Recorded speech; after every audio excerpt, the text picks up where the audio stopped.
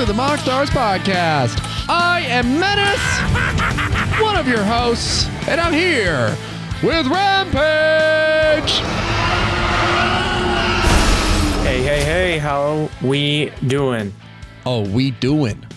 We a doing.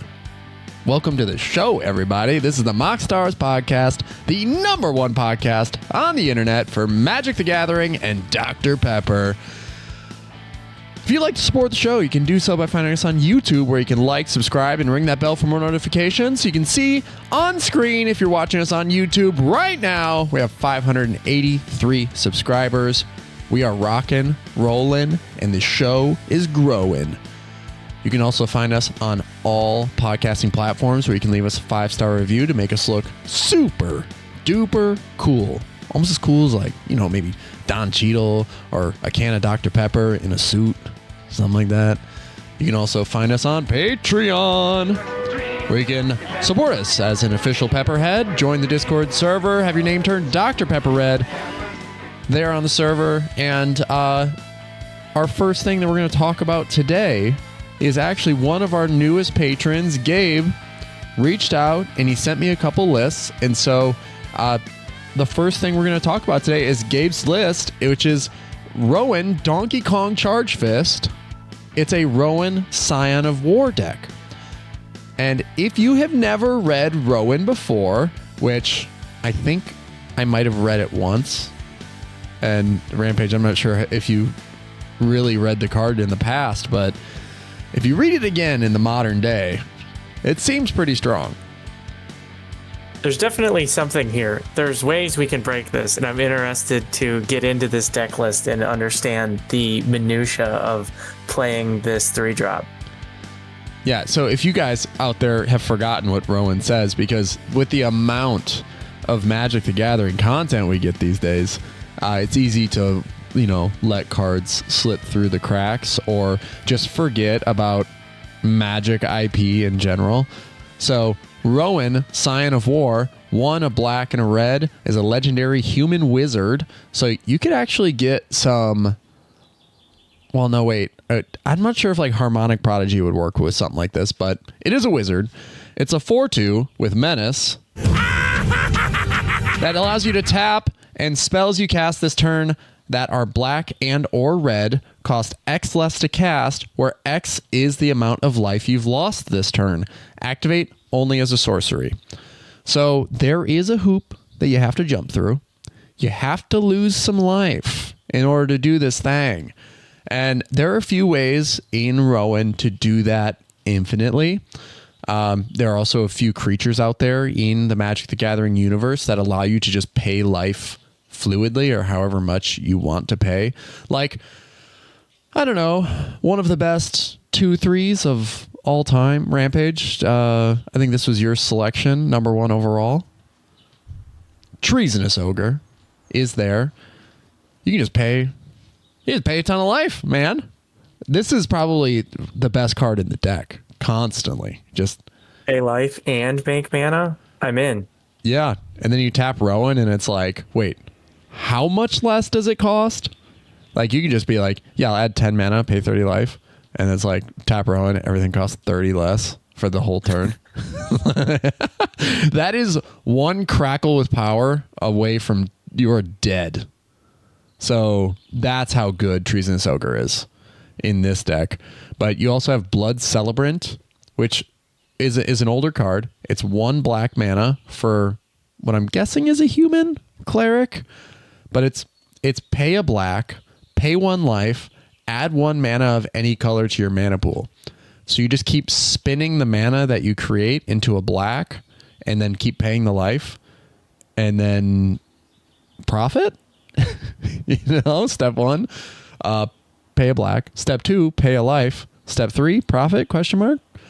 So that's another way to just completely drain your life total.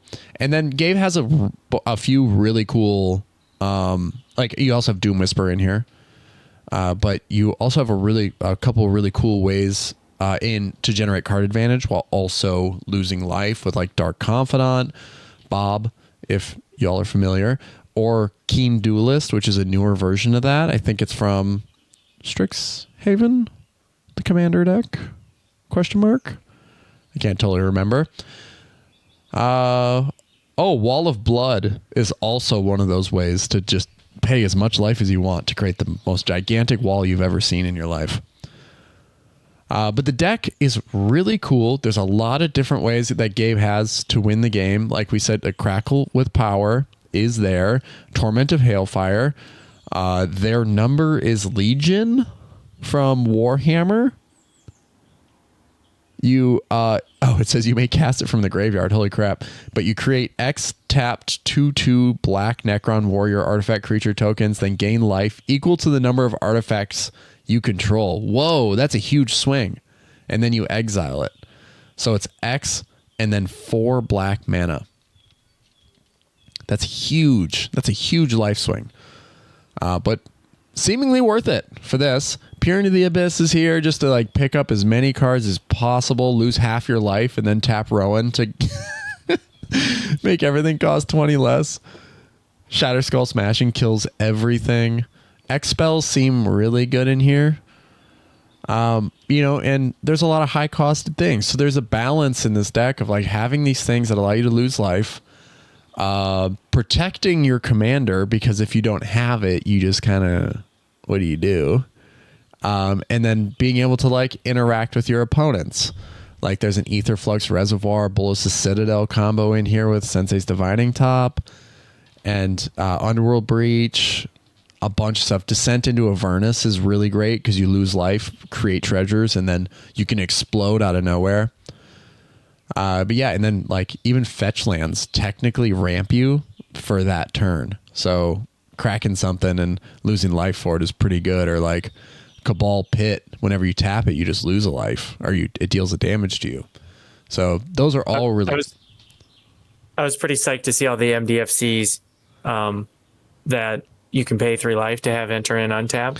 I thought those looked really good here, especially in like a Bolas deck where you want a low land count anyway. That's an excellent synergy. I'm always psyched to see the Descent into Avernus. That has become a big favorite of mine as of recent. Like, guys, we're going to speed this game up. We're going to get stuff done. We're going to be on turn 10, on turn 3. Oh yeah. And somebody better win it. Looking at this list, it's so cool seeing X spells back into the conversation, finding ways to use these cards that are typically paired with some, infinite mana combo, and then you just got one in the deck that is your finisher. Typically that's like a Torment of Hailfire, but like their number is Legion. Like that, you could just do that for value, right? Yeah. Pay some life, cast it for cheap, get a bunch of stuff, build your life back up, and then use the rest of the resources in this deck to use that life total again. Yeah, because imagine a value in Exsanguinate. Like each opponent loses, like you gain that much life. Like you just build it back so you can lose more life later that turn. I don't know. I think this list is sick. Yeah, the Exsanguinate is probably like the best card in the deck because you like I said, you lose. Go ahead and pay 30 life to Treasonous Ogre. All right, start of the game, Treasonous Ogre, turbo that thing out, and then next turn, Exsanguinate, and then you're like, yeah, I'll pay 30 life, do an Exsanguinate. Everyone loses 30 plus. Maybe it doesn't kill everybody, and then you gain 90, and then you get so much more mana from the Treasonous Ogre after that. It's like, how do you can't lose the game after that. That's insane. So it really got our minds spinning on it, like, because there is so much potential here. We took a look at cEDH list and saw that there was a deck that won a turn or got second place in a tournament in July of this year. So wait, of 2025? That's where that list was from? Yeah, this is 2025. No way. Awesome. I'm so in. Yeah. So I pulled it up on screen and I was just taking a look at this. It still has all those like those crazy, like obviously Treasonous Ogres here, Stormkiln Artist for whenever you cast something, create a, cast or copy, create a treasure, instant or sorcery. And then this is where I think the deck can like turn up. You have like Burgi, and then there's Priest of Gix and Priest of Urabrask. These are 2 creatures that when they enter, they create black, or like Priest of Gix creates 3 black mana, and then Priest of Urabrask creates 3 red mana. And so if you've tapped Rowan to make things cost less this turn, right? They cost 1 mana instead of 3. Oh, wow. That just ritualed me to my next spell. So this deck has these 2 incredible creature-based rituals is like they're really good in this deck. And then every other sorcery, instant, and there's a couple of cards that are really, really worth talking about, but there's a bunch of sorceries and instants that just let you see more cards. And it started getting me thinking like, wait, this is a storm deck. It's a Rakdos Storm build that just explodes out of a cannon, and then there's no containing it.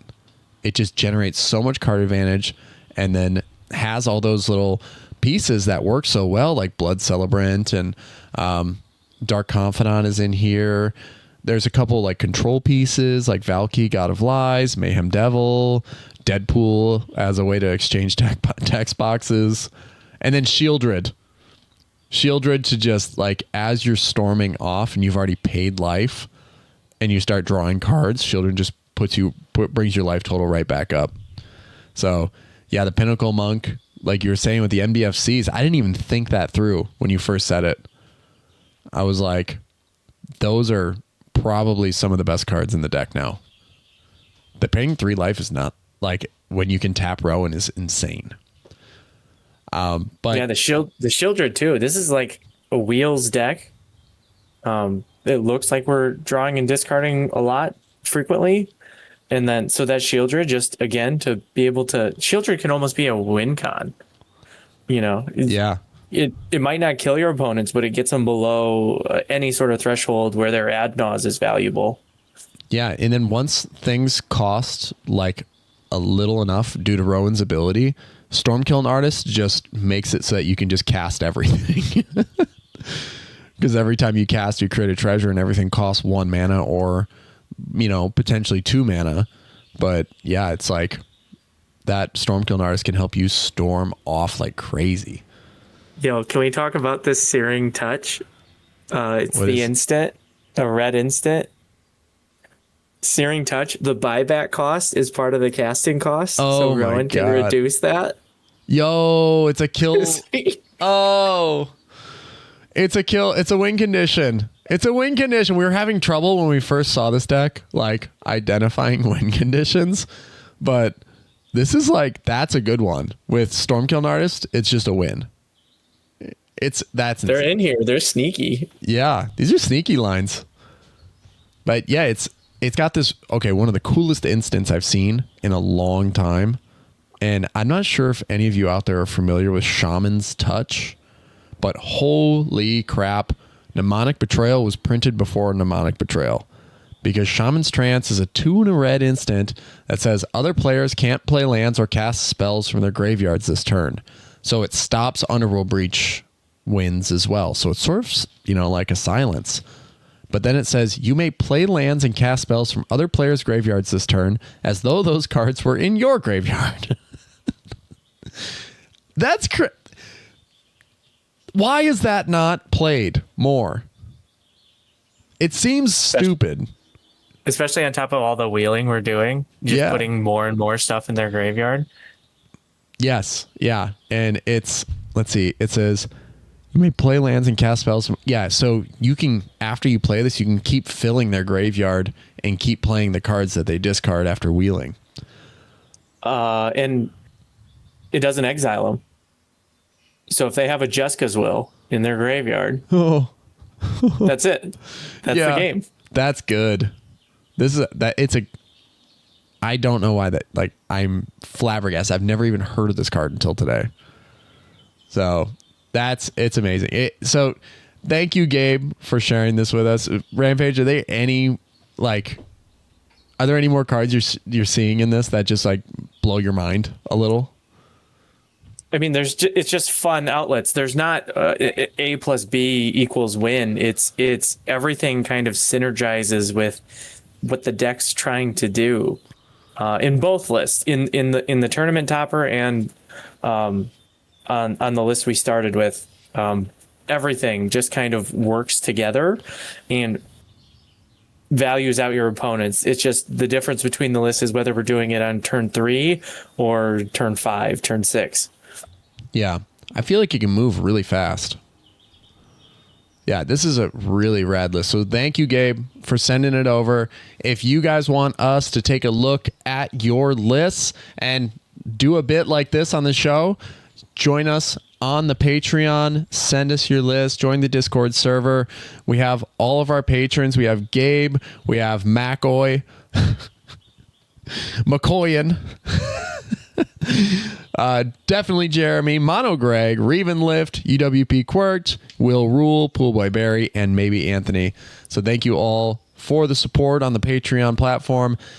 Go on there, check it out. It's always in the description below on YouTube. But become an official Pepperhead, jump on the Discord server, and share a list with either Rampage or myself. And we kick these around throughout the course of the week. So yeah, we're more than excited to take a look at some lists and talk about them on the show. All right. Today's main subject. We wanted to rip Mark Rosewater a new one. I mean, I did. I really did. I wanted to be like, turn into a little bulldog and bark into the box all day. But Rampage convinced me that's not a good idea. So today, and I still think this is the best idea. It's the best possible outcome, what we chose to do. We're doing a Tayam Luminous Enigma workshop. So we have my list here, and we have a little list of cards that Rampage put together that are specific to Tayam, that are unique cards. And we're going to go through and we're going to talk about some of these and how they contribute to the strategy, so that are a bit off axis to still make Tayam cEDH viable, to still make it like a powerful deck. These are cards that are outside the standard list of Tayam what people deem to be Tayam playable. With all of the results that Tayam lists have posted in the past, 3, 4, 5 years, right?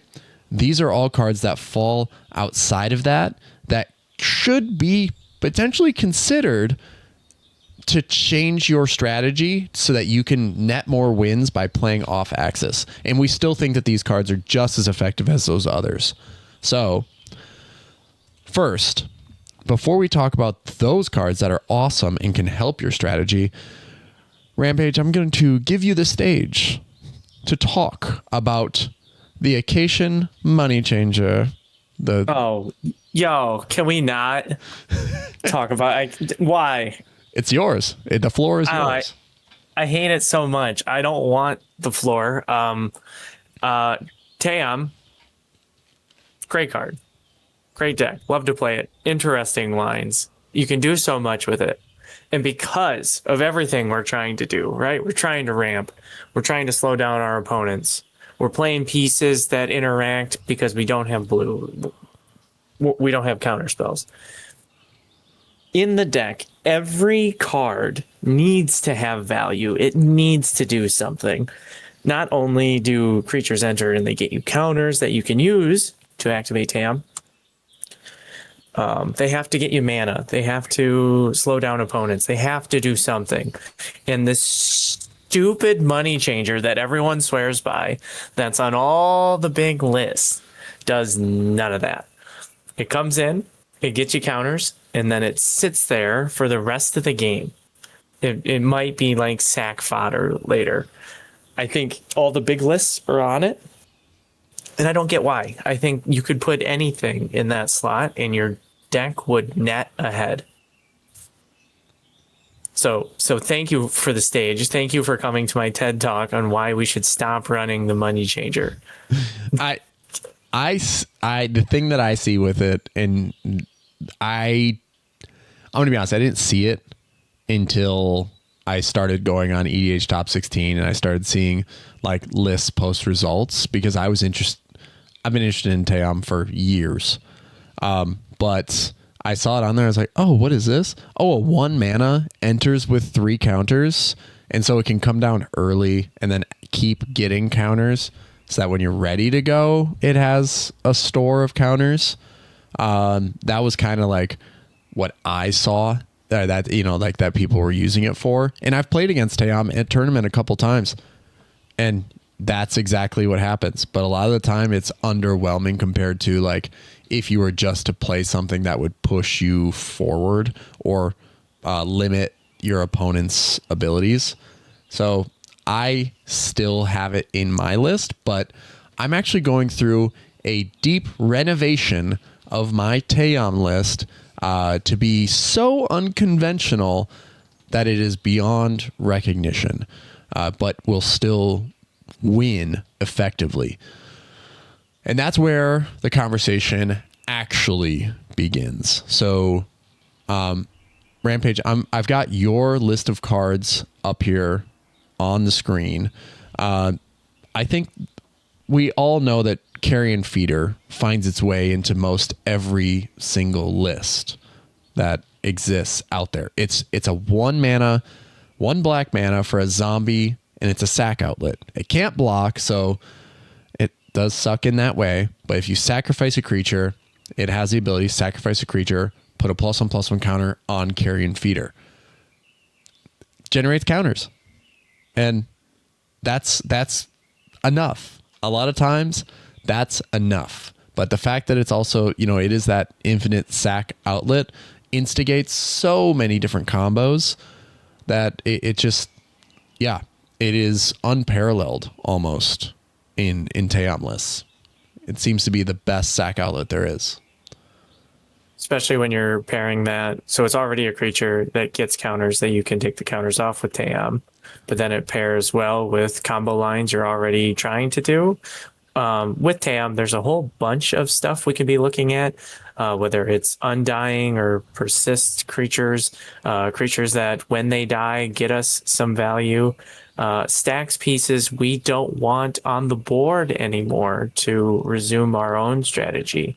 Also a great way if we're playing a deck list with Mana Vault and we need to get our oof off the field. It's also great in that instance.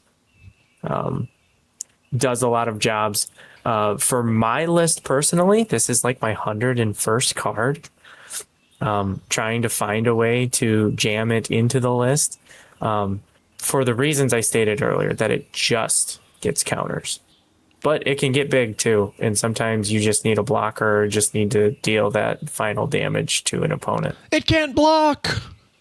So what are we playing this for then? It sacks things. It eats other things. Pretty much the biggest upside that it has.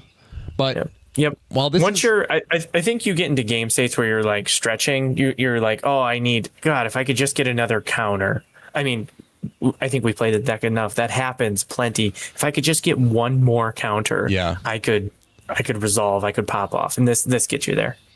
Yeah, I still run it, but I do see the point where it's like,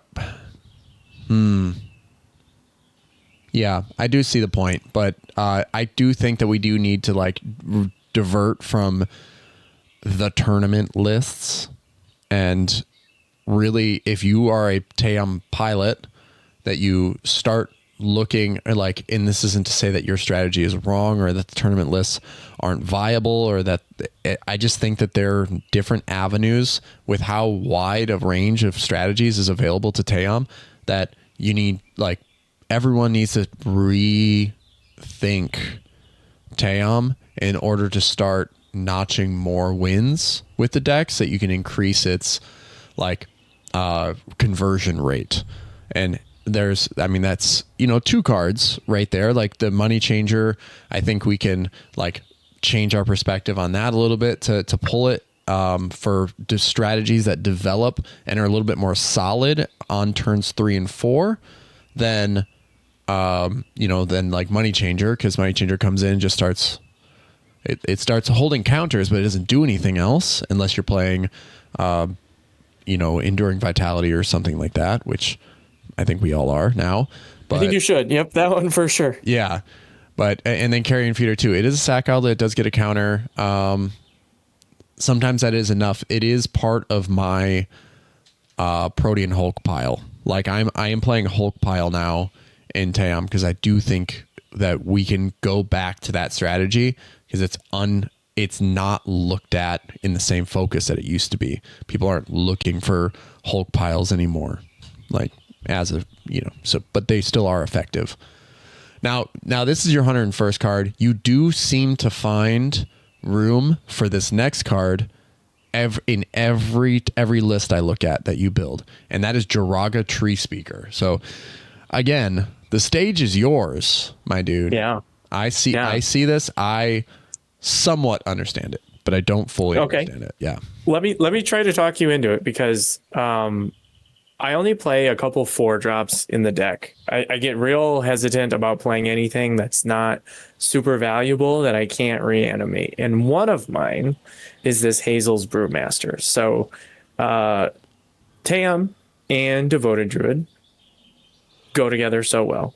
They're best friends. My list revolves around Devoted Druid and things that have Devoted Druid synergy. Yep. So for that reason, since I'm going to be tutoring for this thing anyway, I might as well play a card that can give me infinite mana.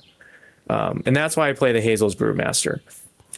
Sometimes infinite mana isn't good enough. You have to go get something. I know you're not a big fan of like the Green Sun Zenith and the Finale of Devastation and the what's the other one with Harmonized? Nature's Rhythm. Yep. That I play. Those cards with my infinite green mana scenario can go get me this Jiraga Tree Speaker, and now I have an outlet for that infinite mana to get me infinite counters. While I need to do it as a sorcery, it's slow. Chances are I have the board locked out enough, or nobody has interaction that can work with the Tree Speaker.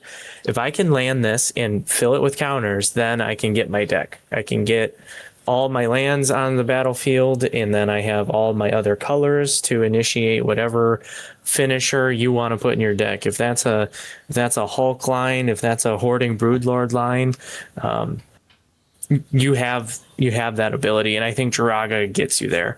Early game, for 1 mana, would I rather have an Ication Money Changer or a Jiraga Tree Speaker in my hand? It's Tree Speaker 100% of the time. So it's good early and it's good late. Yeah, I can see it. Like, especially when you're going, like, if you are off to a fast start and you put a Ranger Captain out, that this is your outlet. I think that the strength of Tayam also comes from, like, having the cost be a generic, like it's generic mana as the cost, because like you were saying, like you're locked into with Hazel's Brewmaster, with Devoted Druid, you're locked in, baby. You're locked in with mono green, like, and you better hope you're not needing to cast anything from your hand to make it happen. But like, that's the beauty of having Tayam out there. So I do see with your combination of like wanting to play the Brewmaster, wanting to focus on Devoted Druid, where it comes into play, it's like, yeah, now the infinite green mana, and that's infinite counters, which means infinite activations for Tayam. And at that point, it doesn't matter what color, mana you're using, because you just pull everything back from the graveyard. So, and that will fix your colors. Just looking at my list, I have it sorted on my screen. I'm going through it by mana value. I wanted to do this little exercise. I'm seeing 22 mana value of 1 items, creatures, enchantments, instants. 22 mana value 1 or less. 23 with a Lotus Petal. Every single one of these, scrolling through this list, I want to see more than that Money Changer. This is a Money Changer hater episode. So if you love Money Changer, tune out. You're going to want to... Sorry, I know we talked you down. You were all fired up about Morrow. It turns out I just accepted all your anger, and I'm taking it out on the Money Changer. I apologize. Yeah, well, we can fire Money Changer from the Tayam deck. Unfortunately, we cannot fire Mark Rosewater from Wizards of the Coast. So there's my 2 cents. Super unfortunate. Get him out of there. All right. Another thought with Tayam, and just something to add on. I don't think any list is the end all be all. I think it is super pod dependent. It might be meta dependent. Whatever you're trying to do might be good in one strategy and not good in somebody else's. We were talking, Jay Brad's posted a Gitrog list, and he was playing a couple pieces, and we're like, you could also be on this. You could do Hulk stuff, or you could do Hoarding Broodlord stuff. I think Tayam's the same thing. Tayam has I don't know, it's tough to say. Tayam has a core shell of cards. There's cards that work very well in Tayam that you can use, and then past that, the deck is yours. There's 100 different avenues you can go on. When I started playing, you can tell me if you remember this. Tayam was the first deck I played. You were showing me how to play Magic. Yeah. And I was on Tayam, so it was the first deck, which I guess to back up, I know you're doing some coaching now, but as a coach back in 2021, 2022, I gotta say, we should be starting other people off on different decks that aren't Tayam. I was wondering if you were gonna say I was a good or bad or horrible coach. You were obviously a great coach because you taught me how to play Magic on Tayam, but what a terrible deck to pick for coaching purposes. You've fallen in love with it. No, it is. It's been my baby ever since then for that reason. It's super cool. It's super flexible. You can do anything you want with this. So I don't know. I don't know if it was the Darkberry Dr. Pepper that got released that year for the Spider-Man Far From Home 2019 release that helped them make Tayam such a cool card. But whatever it was in the water at Wizards when they designed this Nightmare Beast, good on them, because it's so much fun. It's so flexible. You can play this in low power pods. I've dreamt of a Tayam list that was saga based. So you're always reanimating sagas, finding ways to turn them into creatures and take the counters off of them to bring them back again, get their ETBs. There's anything you can do with this, and even if we're talking high power, like I was saying, the Hoarding Broodlord lines, the Hulk lines that I think you're on are super flexible, and whatever your meta demands, Tayam can deliver. Yeah, and what a deep cut! First, what a deep cut! The Dark Berry Dr. Pepper. And you knew exactly why it was on the market. You knew Spider-Man Far From Home. Not only am I a Dr. Pepper fan, I'm a Magic fan. So this is the right place for me. It was absolutely one podcast. Oh yeah, this is absolutely your home. So that was the deepest cut. I was reeling. I pulled away from the computer. I was just like, I was out of it for a sec. And secondly, yes, Tayam does do anything. And I knew that, like, with your mind from Yu-Gi-Oh! And the way that Yu-Gi-Oh! Was working, and how, like, you would bounce things from zones and bring them back, or like tutor to add to hand and stuff like that, that this deck and this strategy functions when it starts rolling.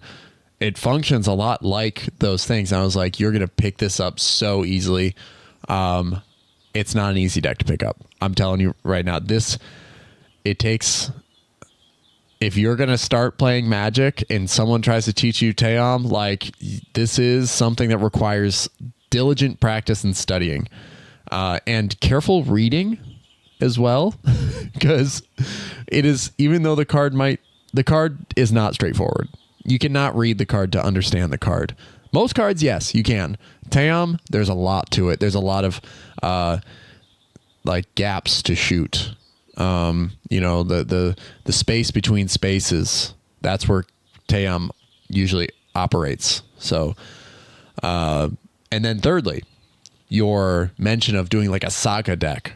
Like, the thing is that Final Fantasy gave us the best possible thing we could ask for in regard to that, especially since I build Enchantress every opportunity I get. Hello, I am Menace. Summon Fenrir and summon Ixion. I'm so blown away at how good these are for Tayam list, casual or high power. Now, I say that high power, not for Ixion, but I do and will continue to say it for Fenrir as it continues to age and we continue to see it. I think this will see more play because in my list, I currently run Earthcraft. And so one, this contributes to my enchantment count. So Sanctum Weaver and Sarah Sanctum get better, but like this allows you to go find a basic land and put it onto the battlefield tapped. So your Earthcraft gets even better. This, you don't even have to mill to find your basic land. This just finds it and puts it onto the battlefield for you. So Fenrir, cEDH playable? Question mark? I think we might be in that territory if those are the lines. And that's the thing with Tayam. You can walk infinite lines, but there are definitely some cards from the old lore, like Earthcraft, that allow you to push the power of what would otherwise be something unplayable to the boundaries of ultimate power. So I think Fenrir is great. Ixion, and the thing is with these saga creatures is that they're going to trigger on your draw step no matter what, and you can just, while they do enter with a saga counter and you do get to take that off with Tayam's ability, like you can take those off and then keep searching for basics with Fenrir, or keep exiling creatures your opponents control with Ixion. I think it's one of the greater interactions with some of these newer cards that are coming out with Tayam. And that's the thing. Tayam's always, anything that comes out, any new set that comes out, Tayam's always going to have cards that create new lines for the deck. So we're just lucky we got some of these really cool 3-mana saga creatures from Final Fantasy. I hope they covered all the points you just made.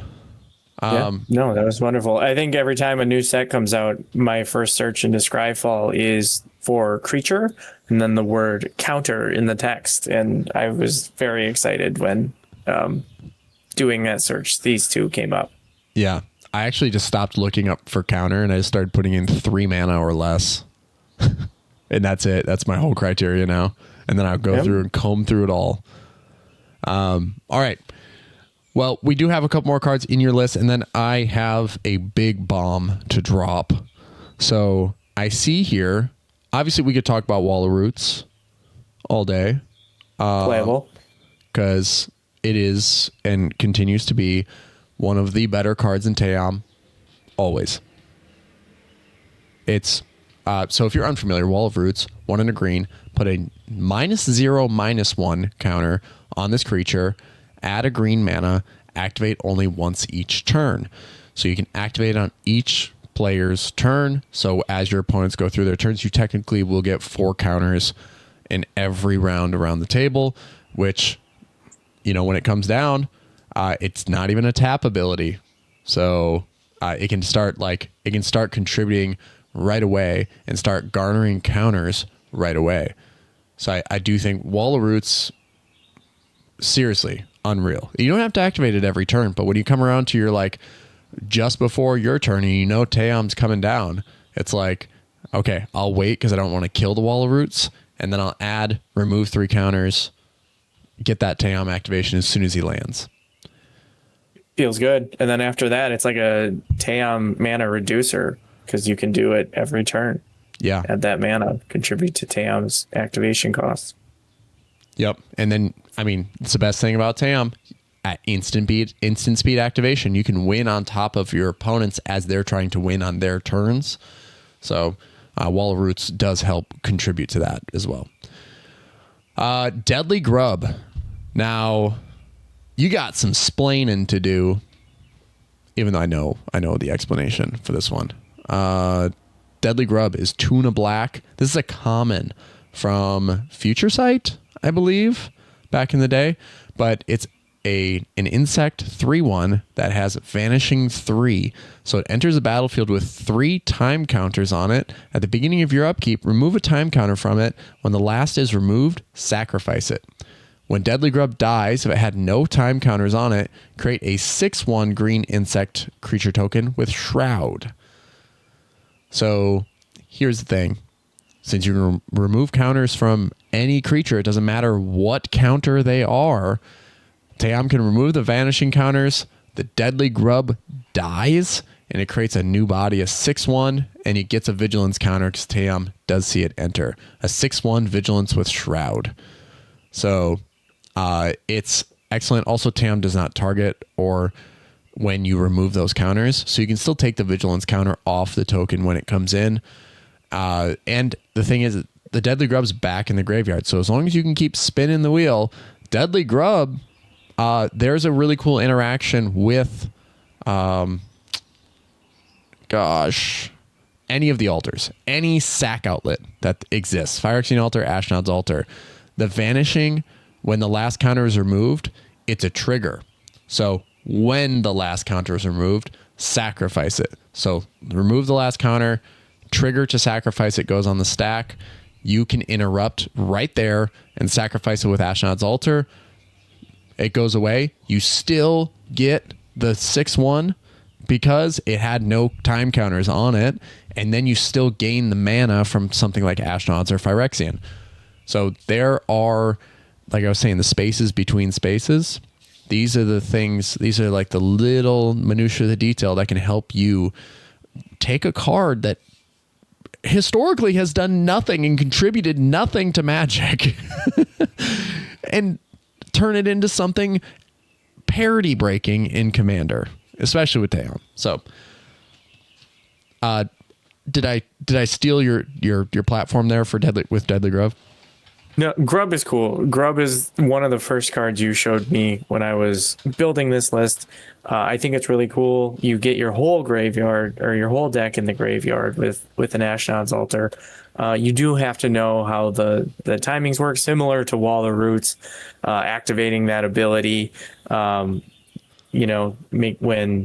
you would think Wall of Roots' toughness would be 0. But if you have an activation of Tayam on the stack, you can remove those counters and it doesn't die. Just knowing how the cards work really help you. And we mentioned earlier, when you're playing this deck, especially at like a higher level, you have to know kind of like what you could mill and how that's going to benefit your strategy. So you really got to like think on your toes when you're playing a deck like this. And as long as you can be mobile, agile, and hostile, you can play around a lot of scenarios that you wouldn't have normally been able to get out of. Mobile, agile, hostile. There's a throwback. If you played football for Fenimore High School. All right, let's move down to another new card type that I think is interesting because you turned me on to this. You're actually teaching me about Tayam now. So we got these new things called Spacecraft in Edge of Eternities. So tell me why you want to play these, why you've been favoring these, or you've been putting them in now. So I've been thinking about them. I tried the Wormwall Sweeper for a little bit. Didn't have great success with it, but I consider this the same, if not better, and this is the last time I'll say it, better than Ication Money Changer.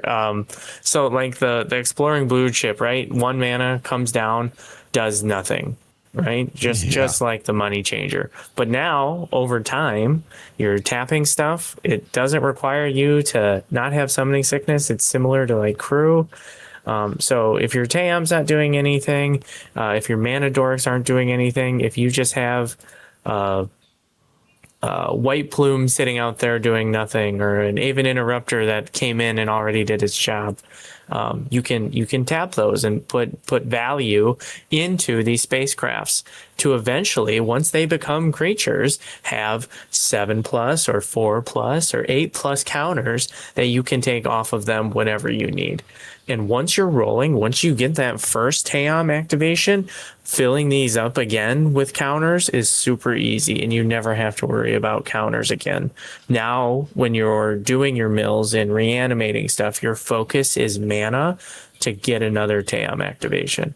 Yeah, I see here the Sarima as well, which falls into that 3 mana category. So, and that is a tutor. Like, that's a tutor for a legendary creature that can, there are plenty of legendary creatures in in every single, well, I wouldn't even say every single Tayam build, because there's not a whole lot. Actually, I was just looking at it. You got Rosy Cotton if you want to play those combo lines. You have Colonel Autumn if you want to play those lines. And then that's about it. Yep. So I'm on Rishkar. Rishkar feels good. Yep. As a way to make more mana. Thalia for a stacks piece. Lotho, Marvin, the Murderous Mimic. Yep. All things I'm thinking about, all things I'm interested in and love have on early turns. Again, it's that modality. It's the ability to flex with what the game's doing.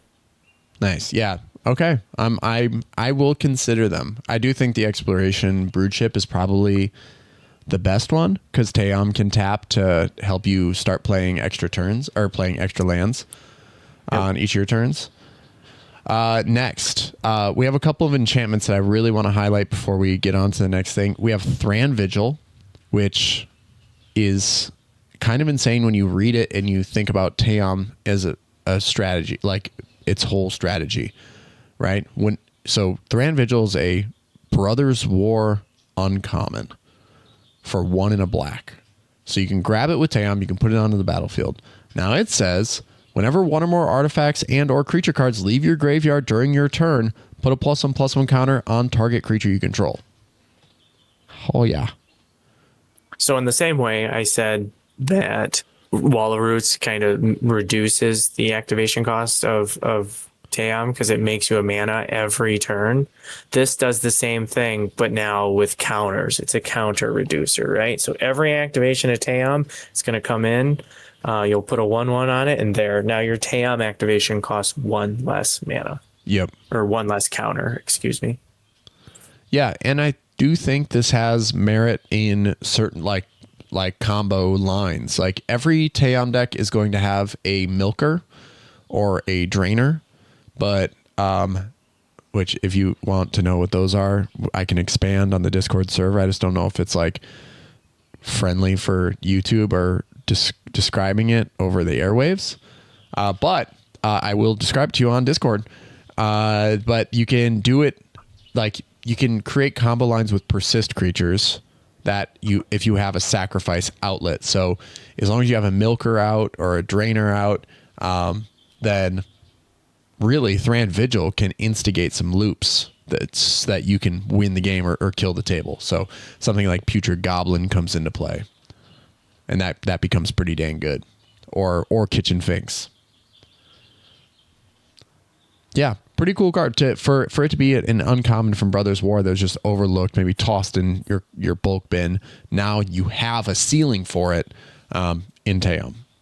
Now the last enchantment I want to talk about, this one is a pet card for you, and I've started to come around, but it's Careful Cultivation. This is 2 and a green for an enchantment aura.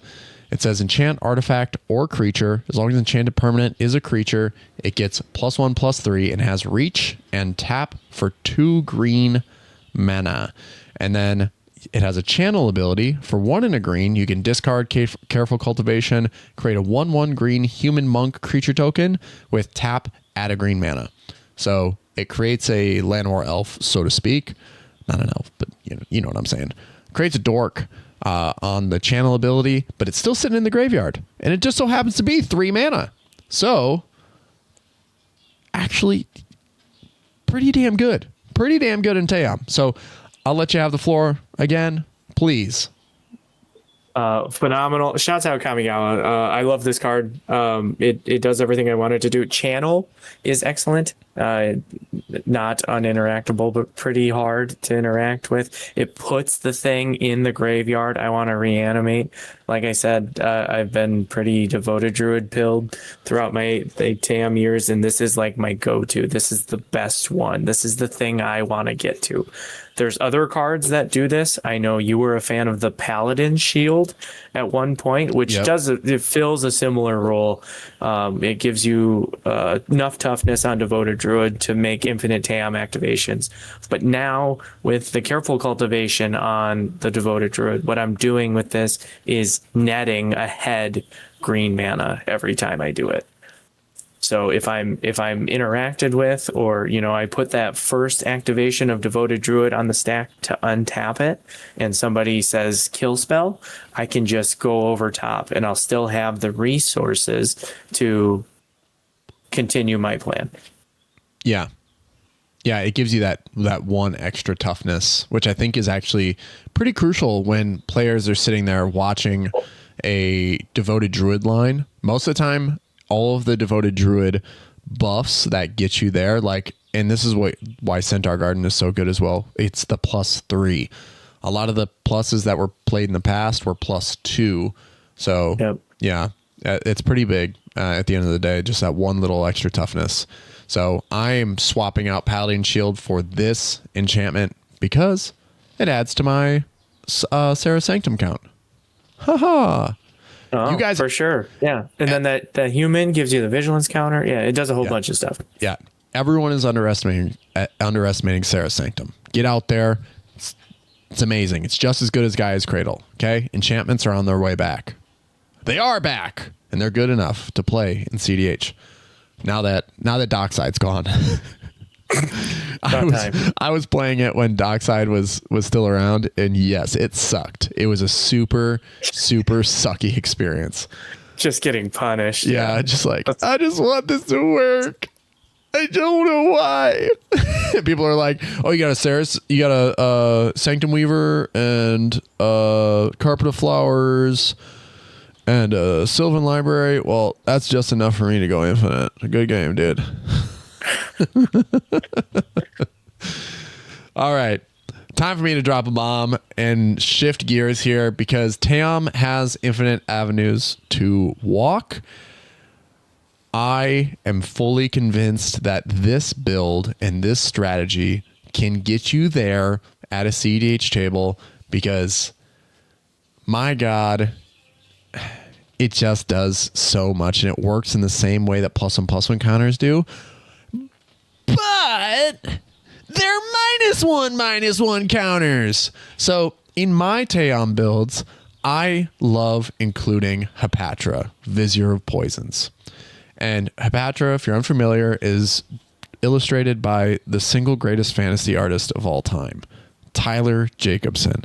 Shout out Tyler Jacobson. He likes Dr. Pepper. If you're at a MagicCon, you see Tyler Jacobson, if you get him a Dr. Pepper, he's going to love you. You're going to become very fast friends. He might just ask you to go to dinner with him, and you can pick his brain about all of his fantasy work all that time. That's not a promise from the MoxStars podcast, but I'm just saying there is a reality where he is so appreciative of the Dr. Pepper that you give him that he could ask you to join him for dinner. I don't know what he's going through his head a lot of the time, but that could happen. It could happen. And if you didn't know, he drinks regular Dr. Pepper at cons because he's on vacation. But when he's at home, he drinks Dr. Pepper Zero. So if you want to make him feel at home, bring him a Dr. Pepper Zero. He's a chill dude. He's going to be totally appreciative. He might, but not guaranteeing, even ask you to go get dinner. All right. Hapatra, Vizier Poisons. Black, green, human cleric, typing matters. 2/2 that says whenever Hapatra, Vizier Poisons deals combat damage to a player, you may put a -1/-1 counter on target creature. That is important. Hapatra is also about to skyrocket in value, so everyone spec now because they're bringing -1/-1 counters back with Lorwyn. So Lorwyn Eclipse is going to have -1/-1 counter synergies. Hapatra is about to shoot through the ceiling. You're welcome. Whenever you put one or more -1/-1 counters on a creature, create a 1/1 green snake creature token with Death Touch. Oh, wow. It does a lot. Yes, Hapatra creates bodies. There are cEDH decks built around Hapatra. They have it ever since it came out. It's been an incredibly powerful commander. It's one of my favorites to play. It's the first one I ever built. It's the first standard deck I ever played. Like, I know it like the back of my hand. Absolutely love the card. Love how powerful it is and understand the value of creating a body, especially in Tayam. Now, Hapatra falls under that umbrella of being 3 mana or less. And since it's 2 mana, you do get to run some like interesting, like I really like Renegade Rallier because Renegade Rallier will allow you to, when it enters, bring something mana value 2 or less back from the graveyard. So you get double value off of that. It's also 3 mana. So Hapatra has some synergies with Abzan strategies. And then we're also looking at Rampage, you had in your list Vizier of Remedies.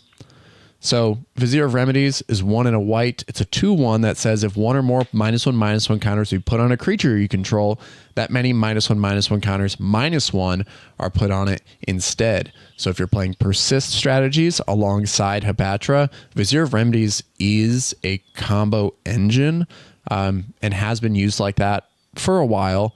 I don't think it's been seeing much cEDH play, but it does have that ceiling. Anyway. So with the addition of Abzan strategies, Hapatra gets additional like weapons in its arsenal. So the big thing that I want to highlight here and why I think it's so important for Tayam is the body. You create the body, you get the vigilance counter. Hapatra, now let's look at what like Tayam requires to activate. You need 3 -1/-1 counters. And I know Rampage, you love this card, Channeler Initiate. So Channeler Initiate is a rare from Amonkhet that says it's a 1 and a green, and it enters with 3 -1/-1 counters on a target creature you control.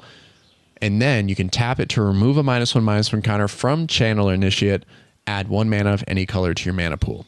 So it's a 3/4 in its base stats. It's kind of a chonky boy, or the depiction, it's got a chonky booty.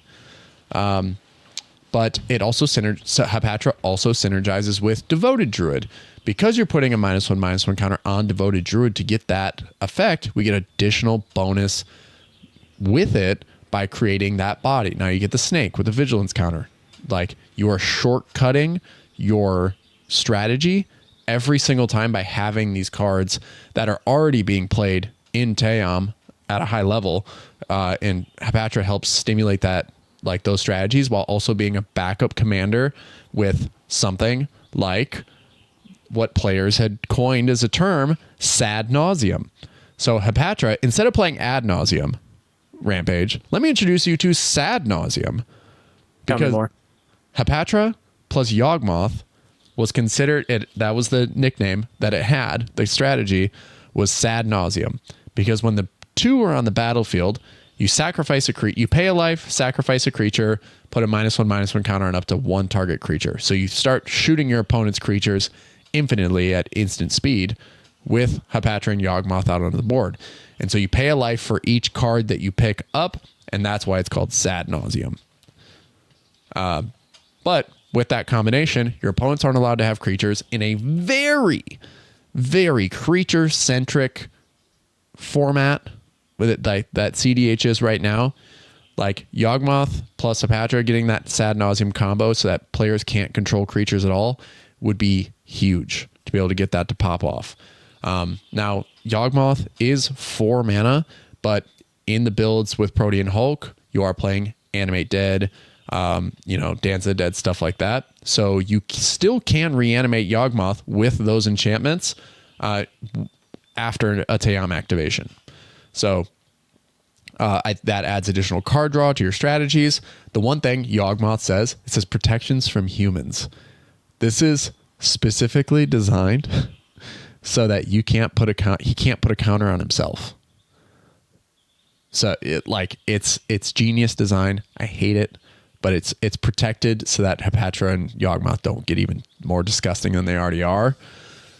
But these cards are just things that you can plug into your strategy that give you that, like, help you bridge the gap that much easier by getting the things and the resources that Tayam needs to succeed. Counters, creatures, especially if you're playing Earthcraft, the snakes are going to help you untap your lands, generate mana. And then you also have one of the sneakier cards, which I love, and maybe it doesn't deserve to see play, but it's a zombie crocodile demon. Why would you not want to play a zombie crocodile demon? This is a 3 mana, 2 and a black, Amit Eternal. It's a 5/5 with Afflict 3, relevant. Whenever an opponent casts a spell, put a -1/-1 counter on Amit Eternal. Whenever Amit Eternal deals combat damage to a player, remove all -1/-1 counters from it. So you can see like where the design space was at, where it was like, yeah, I'm gonna punch somebody, it'll be a 2/2, and then I'll punch somebody, it'll go back to being a 5/5, but if they block it, they'll lose 3 life instead. So what do? And then with this in Tayam, there are very few cards that are 3 mana or less that trigger when your opponent casts a spell. So when your opponent casts a spell, to put a -1/-1 counter on Amit Eternal. Usually when you're playing Tayam, you're playing off your back foot and you're holding up your activations on your opponent's turns. So Amit Eternal, as spells are cast, your opponents are probably going to strategize on how to kill it, by chaining together spells. This spell casting might get a little too out of control, where they're casting spells too quickly for you to be able to remove counters. Maybe that happens, right? But in the meantime, this thing is just going to keep netting counters until, or as they cast spells. And then if you're in combination with a Patra, that's a snake every single spell. So I do think that is something to consider when you're thinking about like your Tayam -1/-1 counter strategy. Now everyone might think, oh, this is so slow, or this doesn't do anything. Those cards are slow. They don't do enough, right? I beg to differ, because there are also a lot of strategies that combo with Hapatra in conjunction that are also enchantments that work with Yawgmoth, as you work with Phyrexian altars and sack outlets and stuff like that. We have Nest of Scarabs, which goes infinite when you have Hapatra and Yawgmoth on the field. So you can run this enchantment and create more bodies for Tayam to generate counters. And then, like I said, Earthcraft to be able to untap your lands to keep generating mana, because each one would essentially become a dork. And then Blowfly Infestation. Now this one's really intriguing, because with Hapatra and Blowfly Infestation, if you have 2 1/1s, which Hapatra creates, and you hit with Hapatra or put a -1/-1 counter on a creature, you have to have 3 creatures in order to do it with Yawgmoth, but you put a -1/-1 counter on one of those 1/1s, it dies. The trigger to create a snake and and Blowfly Infestation trigger at the same time. Blowfly Infestation targets the other 1/1. Hapatra creates a snake. That 1/1 dies. New target has just appeared for Blowfly Infestation, and it just goes back and forth. So as long as you have a milker or a drainer, you've now won the game. So, and it's hard to interact with. It doesn't generate counters. So maybe it is too slow. Maybe it is bad. But I'm in the business of trying bad cards to see if they work.